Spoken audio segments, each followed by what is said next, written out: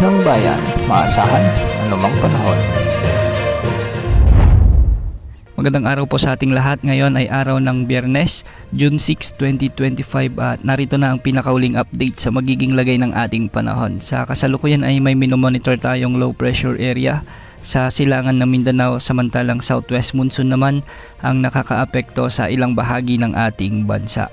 Dahil nga sa pag-iral ng southwest monsoon o hanging habagat ay magiging maulap ang mga kalangitan na may mga kalat-kalat na pagulan at thunderstorms sa Metro Manila, Calabarzon, Mimaropa, Western Visayas, Negros Island Region, Zamboanga Peninsula, ganito rin sa BARMM at Soc-Sargent. Makikita nga natin sa ating satellite animations na may mga makakapal na kaulapan sa mga nabanggit na lugar, lalong-lalo na sa Western Visayas at Mindanao, dulot ng habagat. Pinag-iingat natin ang ating mga kababayan dito sa banta ng mga biglaang pagbaha o pagguho ng lupa, lalo na kung may makatamtaman at minsan ay malalakas na pag-ulan. Samantala, trough ng low pressure area naman o yung buntot nito o yung extension ang nagdadala ng maulap na kalangitan na may mga kalat-kalat na pagulan at thunderstorms sa Bicol Region at ang nalalabing bahagi ng Visayas at Mindanao.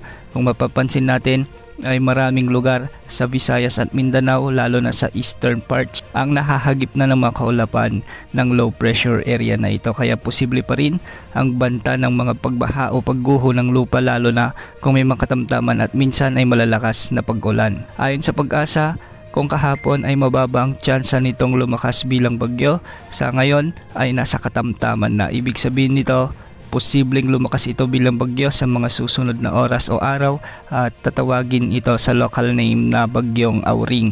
Ito yung kauna-unahang bagyo ngayong taon at ngayong buwan ng Hunyo. Sa mga susunod na araw o oras ay kikilos pa ito papalapit sa Eastern Visayas o sa may Bicol Region, ngunit hindi naman ito nakikitang tatama sa anumang bahagi ng ating kalupaan. Magdadala ito ng malalakas na pag-ulan at hihilain ang habagat na siyang magdadala rin ng posibleng pagbaha at pagguho ng lupa, lalo na sa western sections ng Luzon, Visayas at Mindanao. Para naman sa nalalabing bahagi ng Luzon ay magiging bagyang maulap hanggang sa maulap naman ang mga kalangitan na may mga isolated rain showers and thunderstorms, dulot pa rin ng southwest monsoon. Kung mapapansin natin ay concentrated na sa ngayon ang epekto ng southwest monsoon sa Visayas at western Mindanao, ngunit sa mga susunod na araw ay posibleng lumipat ulit dito sa may western sections ng Luzon ng mga pag-ulan. Posible pa rin ang banda ng mga biglang pagbaha o pagguho ng lupa, lalo na kung may mga umiiral na severe thunderstorms. Sa kasalukuyan ay wala namang nakataas na gale warning